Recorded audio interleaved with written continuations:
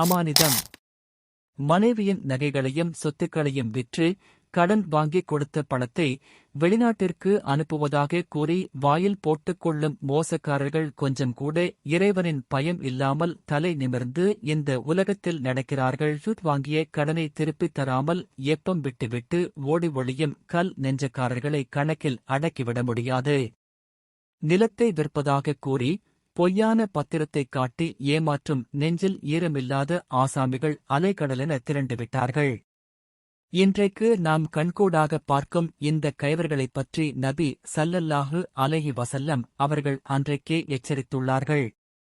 நபி அவர்கள் கூறினார்கள், நிச்சயமாக உங்களுக்குப் பின் ஒரு சமுதாயத்தார் வர இருக்கிறார்கள். அவர்கள் நம்பிக்கை மோசடி செய்வார்கள். அவர்களிடம் எதையும் நம்பி ஒப்படைக்கப்படாது. அவர்கள் சாட்சியாக இருக்கத் தாமாகவே முன் வருவார்கள்.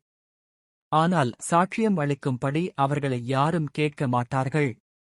அவர்கள் நேர்ச்சை செய்வார்கள். ஆனால் அதை நிறைவேற்ற மாட்டார்கள். அவர்களிடையே பருமனாயிருக்கும், தொந்தி விழும் நிலை தோன்றும். அறிவிப்பவர் இம்ரான் பின் ஹுசைன் ரலியல்லாஹு அன்ஹு. நூல் புகாரி 2651